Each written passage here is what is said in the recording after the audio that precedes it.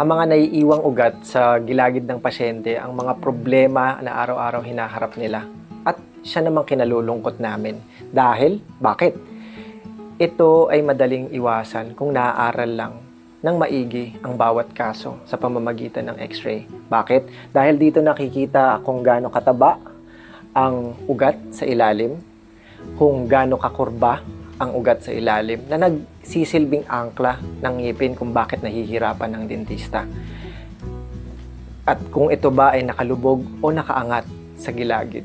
Ngayon, kung ito ay hindi maaaral, dito na naguugat ang mga komplikasyon kung bakit tumatagal ang bawat procedure.